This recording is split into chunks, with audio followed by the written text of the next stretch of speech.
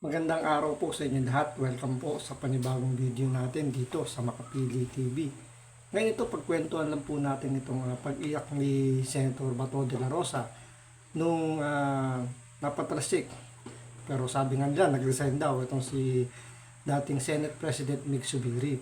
Ngayon marami kasing lumalabas na kwento-kwento na kaya daw umiyak tong si Senator Bato de la Rosa dahil gusto niya yung pamamalakad ni Mig Zubiri nung siya pa yung Senate President. Siyempre ano naman yun parang kung pumapabor naman talaga sa iyo yung yung liderato o yung kumbaga may bumabackup sa iyo, may naniniwala sa iyo, siyempre doon mas komportable kang magtrabaho. So doon parang masama yung loob niya na bakit kailangan palitan si Mig Zubiri dahil nakikita niya kasi sinusuportahan yung kanyang komite, lalo na dun sa pag-iimbestiga dun sa PDEA leaks. Pero yun nga, may ibang reason pa rin naman kaya daw siya napaiyak. So yan yung pag-uusapan natin ngayon. Pero bago ang lahat, kung hindi ka pa nakasubscribe sa Makapili TV, baka pwede naman makalambing ng konti sa inyo, pakipindot naman yung subscribe button. At the same time, palike na rin ang video. Wala namang pumbayad dyan, kaya pindot na. So ito, pagkwentahon na po natin itong mga rason bakit napaiyak si Senator Bato de la Rosa doon sa pagpapalit ng liderato ng Senate President. Kaya ako napaiyak dahil nga hindi naman sa sama ng loob, pero nahiya ako sa kanya dahil hindi ko napanalo yung gira para sa kanya. Dahil sa kahihiyan, kaya hindi napigilang maging emosyonal ni Senator Ronald Bato de la Rosa sa nangyaring pagpapalit ng liderato sa Senado kahapon. Makikitang napaiyak sa Senator de la Rosa ng pasalamatan ni dating Senate President Juan Miguel Mig Zubiri sa kanyang suporta. Kasi yung nakapirma ako before mag-start ang session. Tapos ngayon, nung sinaluduhan ako ni Migs, talagang hindi ko napigilan, napaiyak ako dahil for me, being a good soldier, ang gusto ko sabihin kay Migs doon is, sorry boss, I failed to win the war for you. Pag-amin ni Senator Bato, last minute siyang pumirma sa resolusyon para suportahan si Senator Francis Cheese Escudero matapos siyang makumbinsi na sumama sa mayorya. Pinag-iisipan na umano niyang lumipat sa minority bloc nang malamang aalisin na sa pwesto si Senator Zubiri. Nagtatago pa nga ako doon sa opisina ni Senator Tolentino pero nalocate din ako doon, pumunta doon, kinausap ako. Sabihan ako na kahit na hindi na kailangan yung perma ko because I was really contemplating seriously to join the minority after that incident. But I was persuaded by Senator Cheese and Senator Alan Cayetano na please stay with the majority. Huwag kang pumunta sa minority. So yun, base na sa kwento niya, na last minute na siya pumirma ng pagsuporta kay Cheese Escudero, which is wala namang para sa akin wala akong nakikitang mali dahil natural na masuportahan mo kung sino yung papalit. Pwede yun wala naman din naging problema dahil nga siyempre yung suporta niya na kay Mig Zubiri. So tama lang din naman na ibigay din niya yung suporta kay Cheese Escudero, kaya siya pumirma. Tsaka siyempre majority decision naman yun, so nagbotohan sila. Kung di ako nagkakamali, 14 votes yata yung nakuha ni Cheese Escudero, which is 24 sila. So kung kailangan niya lang is 12, pero meron nang 14 votes si Cheese Escudero. So parang non-bearing din lang naman yung pagpirma ni Senator Bato de la Rosa dahil whether pumirma siya o hindi, si Cheese Escudero pa rin naman yung tatayong Senate President. So kaya lang siya pumirma, nakikita ko dahil para ipakita lang din niya kay Cheese Escudero na suportado din niya yung magiging pamamalakad. Hindi naman pwede na magmamatigas si Bato de la Rosa doon. Sabihin niya, hindi ako magbibigay ng suporta kay Mig Zubiri pa rin ako.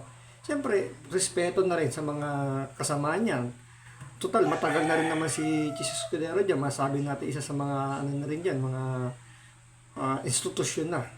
Parang gano'n, di ba? Parang Siyempre, veterano na dyan, legend na dyan sa Senado. Ilang taon na naman nasa Senado yung si Jesus Escudero, balik-balik na nga lang yan dyan.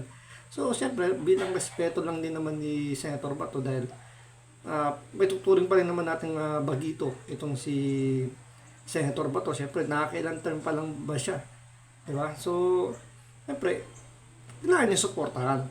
Yun nga lang, siyempre, hindi naman may iwasan talaga yung may iyak yung isang tao. Siyempre, depende naman sa personality yan, lalo si Senator Bato, na ang akala nila kasi, since ang pangalan niya, yung palayo niya is Bato, kailangan matigas. Hindi.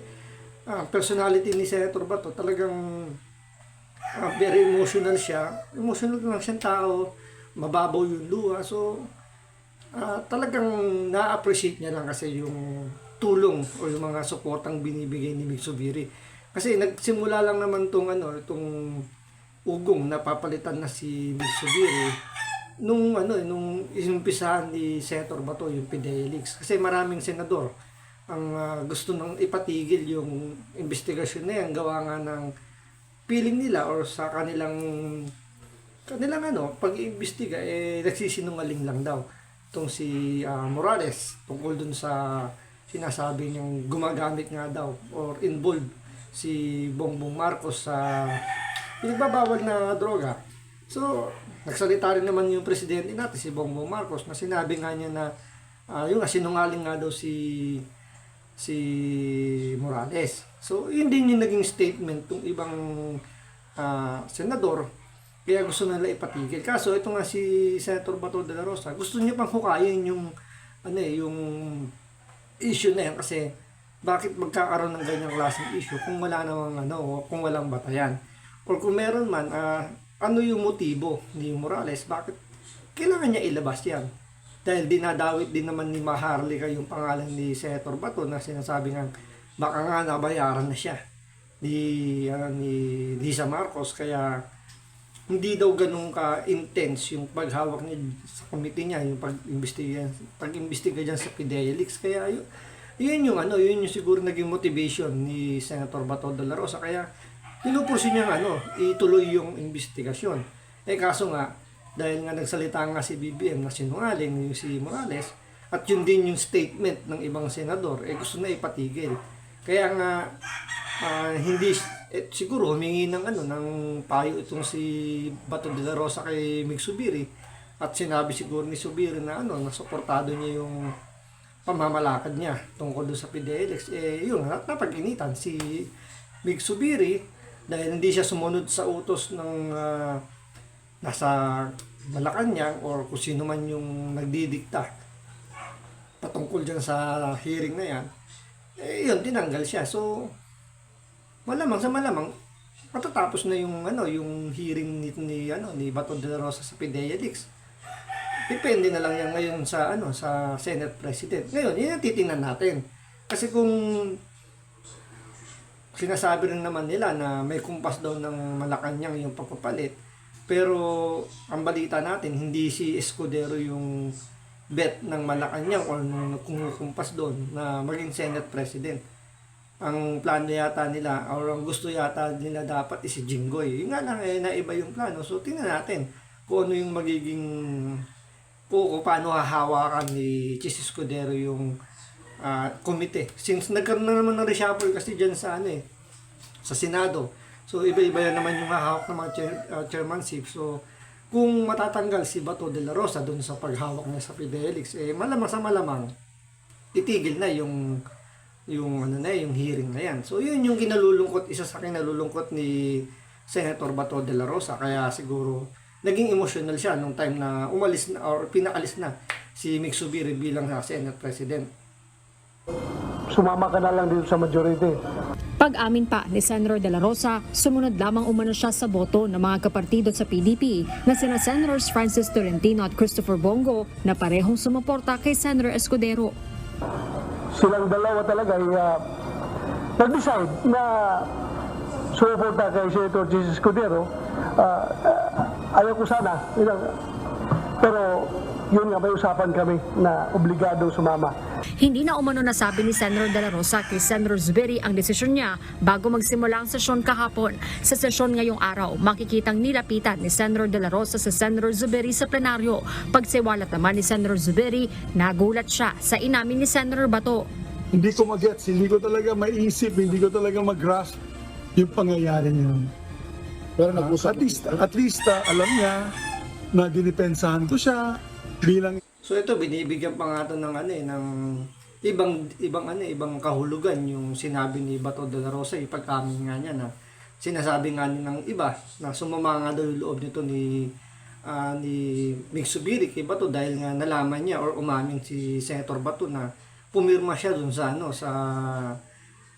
manifesto para palitan itong si Mig Zubiri. Pero yun nga, siyempre hindi naman may iwasan na na mabigla siya, sabi nga niya, nagulat siya. Pero siyempre, hindi naman, in-expect niya na rin naman yun, na ganun yung magiging aksyon ni Bato de la Rosa. Siyempre, iniisip siya, kaalyado niya, tutulungan siya, or didepensahan siya.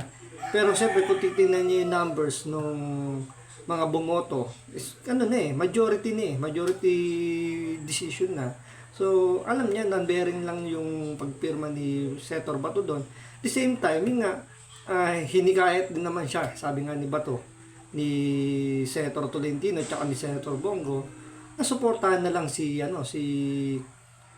Escudero, which is tama lang naman yung payo na ibinigay nila na wala naman talaga suportahan niya. Hindi naman pwedeng yun nga na ikaw yung magiging parang gusto mong maging oposisyon na lang.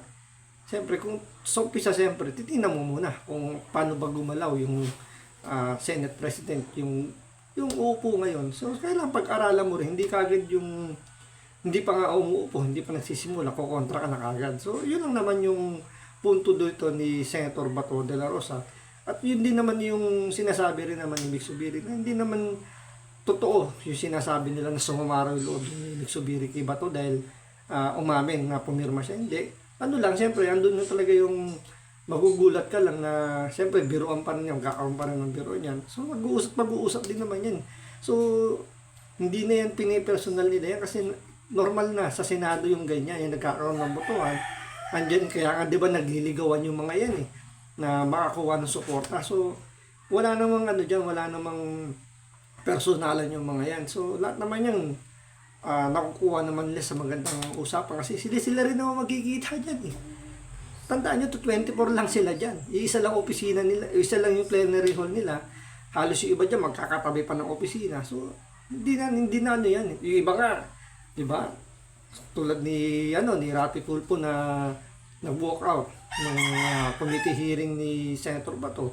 Pero eventually, di ba, nagkaayos din naman kasi magkatabi lang naman daw sila ng opisina. So, hindi na hindi naman masyadong big deal sa kanila yung mga yan. Nakukuha yan sa kasi lahat naman yung mga open-minded na yung mga yan. Alam na nila yung mga kalakaran dyan sa Senado.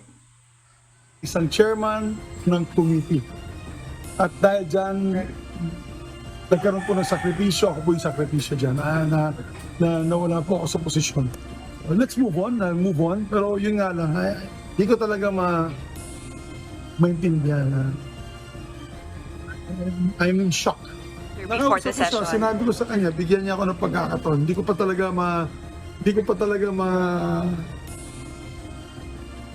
Ma-process, bigyan ng komento, yeah. ma-process. Hindi ko pa ma-process. So, yun naman yung hinihingi niya kasi normal naman din sa tao yung ganyan na siyempre, masakit na sabihin mong siyempre, isipin niya na pinagtulungan siya, pinagplanuhan siyang ipasibak. Diba? Kahit sabihin natin na nag-resign siya, yun nga, nauna lang yung pag-resign niya. Diba? Inunahan niya na kasi kesa naman yung magkaroon pa ng kudeta dyan sa Senado, napatalsikin siya, mas masakit yun. Eh di ang ginawa na lang niya, nagkusa na lang siyang mag-resign. Diba? Sabi nga ko nga sa inyo nakarang video natin, mas okay na yung mag-resign ka kaysa yung tinanggal ka. Kasi mas mahirap ipaliwanag yung tinanggal ka kaysa sa nag-resign ka. 'Di ba? Yun nga lang kailangan dadaan talaga sa proseso tong si Mig Zubiri sa pagtanggap ng kanyang yung sa sitwasyon. Kasi nga feeling niya na ginagawa naman niya yung kanyang trabaho naging balance siya, naging transparent siya, pero siyempre iba pa rin kasi yung yung may basbas ng Malacanang yung nasa taas. Siyempre iba diyan, nakasipsip pa rin talaga sa presidente. Andyan yung talagang merong magbubulong at magbubulong sa presidente na hindi maganda patungkol sa iyo. Kaya yun lang siguro yung pinagdadaanan ni Mig Zubiri, kaya yun siguro sinabi niya kay Bato na bigyan mo muna ako ng panahon na parang i-absorb mo na lahat, na maintindihan yung sitwasyon. Eventually magkakayos din yung mga yan. Yung pangyayari mo. So sabi ko sa kanya, give me time, hinakap mo pa yung asawa ko. Di ba? Parang, wow, ba't niyo pa hinakap ang asawa? Nang matanong naman kung ikakampanya niya pa si Senador De La Rosa sa 2025 elections, Sa birthday ko sa Bukidnon, in front of 30,000 people, nakahat ko nga yung kamay niya eh. So, medyo masakit. mananatili niya bilang isang block sina Senator Zubiri kasama ang 6 na senador na pumanig sa kanya bilang Magic 7, habang pinag-uusapan pa kung mananatili silang independent. Inamin naman ni Senator Escudero na siya mismo ang nag-ikot sa kanyang mga kasamahan para humingi ng suporta na kanya lamang sinimulan noong nakaraang linggo. When I say sinimulan ko makipag-usap, dahil marami naman ang So yun, tulad niyan, sinabi na rin naman ni Escudero na isa siya sa mga nagtanong, so kinausap niya na yung mga senador na bumoto sa kanya. Sigurado naman nakarating din yung kay Mig Zubiri na may plano na patalsikin siya yung papalit. Pero magkano lang din naman yun eh. Sila rin magkikita-kita sa finals niya. Kaya normal na yan sa Senado na nagkaaroon talaga ng ganyan, nagkapangan. Kahit na sabi mo, ikaw na yung nakaupo. Kahit ito si Escudero eh. Hindi niya rin naman masasabi kung matatapos niya yung term niya bilang Senate President niya. Pwede ngang 3 buwan, 4 buwan, 6 na buwan, siya yung nakaupo, papalitan din siya. Pwede gano'n na mangyari. Depende yan kung ano yung gagalaw niya. Kung magugustuhan nung nasa taas, nung nasa Malacanang yung ikikilos niya. So, parang wala rin safe dyan sa posisyon na yan. Kasi ang lumalabas pa rin dyan kung sino gusto ng presidente, yun din naman ang mauupo dyan. Kaya nga yung sinasabi nga nilang pagiging independent ng Senado, ng Kongreso, hindi na talaga ganong masasabi mo independent. Kasi parang na lang din yan yung dumidepende lang sila kung ano yung ikukumpas nung nasa taas. So yun, abangan na lang po natin sa mga susunod na video kung ano yung magiging galaw ng Senado ngayong itong si Escudero na ang uupo. So maraming salamat po sa panonood. Ingat po kayo lagi.